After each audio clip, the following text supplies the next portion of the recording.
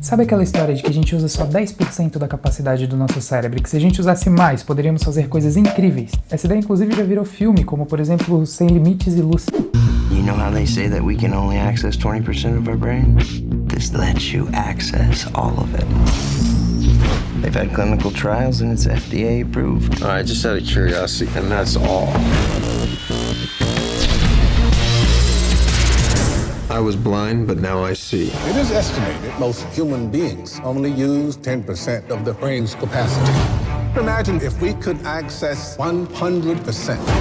Interesting things begin to happen. Na boa, quando Morgan Freeman fala, a gente acaba acreditando, porque esse cara com essa voz faz com que qualquer coisa, por mais absurda que seja, pareça verdade, não é mesmo? Mas não, essa história não passa de um mito e eu vou te explicar o porquê. Tudo começou mais ou menos no início do século XX, quando o professor William James disse no seu livro As Energias do Homem que nós só estamos utilizando uma pequena parte de nossos possíveis recursos mentais e físicos. Quando ele disse isso, até que ele estava certo, mas a história não é bem assim. Mais tarde, em 1936, num livro de autoajuda bem famoso chamado Como Fazer Amigos e Influenciar Pessoas, que foi escrito por Dale Carnegie, o escritor Lowell Thomas colocou no prefácio desse livro a seguinte frase: o professor William James de Harvard costumava dizer que o homem comum desenvolve apenas 10% de sua habilidade mental latente. É claro que essa ideia é fantástica, porque dá a entender que se a gente usasse os outros 90%, que 90 com 10 dá 100, poderíamos ser muito mais inteligentes, bem-sucedidos e quem sabe até ter alguns poderes especiais, né? Mas infelizmente isso não é verdade. A questão é que o nosso cérebro é composto por várias partes e cada uma delas é responsável por uma determinada ação que nós fazemos. E para identificar isso, os neurocientistas utilizam uma técnica chamada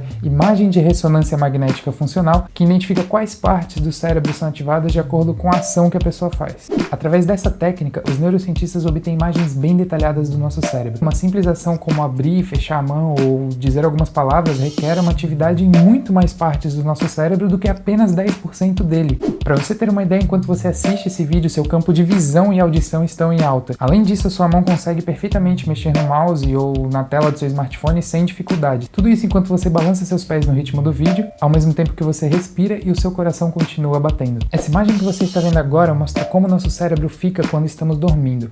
É importante lembrar que quando a gente dorme, alguns sentidos bem importantes como a visão, o olfato e o paladar não estão sendo tão utilizados e mesmo assim o nosso cérebro continua com uma atividade intensa. Além disso tudo, o cérebro representa cerca de 3% do peso do nosso corpo e ele consome 20% da nossa energia total. Se a gente for comparar isso com alguns animais, nosso cérebro consome muito mais energia, porque em ratos e cachorros, por exemplo, o cérebro consome apenas 5% da energia do corpo deles. Então imagina se esse mito fosse verdade. O cérebro já consome 20% da nossa energia total. Se ele funcionasse com apenas 10% da capacidade dele, para funcionar com 100%, nós precisaríamos ingerir quantidades dinossáuricas de calorias, o que é fisiologicamente impossível. E do ponto de vista evolutivo, não faz nenhum sentido ter um cérebro maior que o dos outros animais, que consome mais energia, mas que 90% dele não seja utilizado. Mas então por que o William James estava certo quando disse que nós não estamos utilizando toda a nossa capacidade mental? O que ele quis dizer com isso, na verdade, foi que não utilizamos 100% do nosso cérebro ao mesmo tempo. É que quando fazemos alguma coisa, o nosso cérebro vai ativar apenas as partes necessárias para que aquela ação seja executada. Como o nosso cérebro consome muita energia, apenas alguns pontos específicos dele vão ser ativados de cada vez. Para entender isso melhor, se você for digitar uma mensagem no seu smartphone, por exemplo,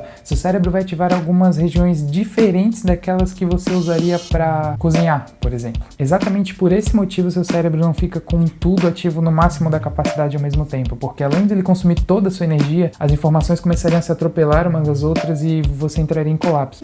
Even if only a tiny percentage of neurons fired in a given region at any one time, the energy burden of generating spikes over the entire brain would be unsustainable. Here's where energy efficiency comes in. Letting just a small proportion of cells signal at any one time, known as sparse coding, uses the least energy but carries the most information. Mas isso não quer dizer que nós não estamos utilizando 100% do nosso cérebro. Estamos sim, porém uma parte de cada vez. Quer ver? Faz um teste. Escreve um comentário aqui nesse vídeo. Enquanto você escreve, tente conversar com uma pessoa aí do seu lado sobre um filme, um programa de TV, por exemplo, ao mesmo tempo. Você vê que seu texto vai sair todo errado, você vai se enrolar todo para falar com a pessoa e... cara, vai dar muito ruim, sério. Depois disso, tenta fazer as mesmas coisas, porém uma de cada vez. Escrever um comentário e depois falar com a pessoa sobre aquele filme. Você vai conseguir executar normalmente as duas tarefas. E é exatamente assim que o seu cérebro funciona. Obrigado por assistir esse vídeo e até a próxima dúvida. Você tem alguma dúvida curiosa que sempre quis saber a resposta? Deixe nos comentários abaixo ou poste no Twitter com a hashtag Dúvida Curiosa. E se você gostou deste vídeo, por favor clique no joinha. Sabe aquela história de que a gente usa só 10% da capacidade? Oh, caramba, olha pra ali, né, ô imbecil.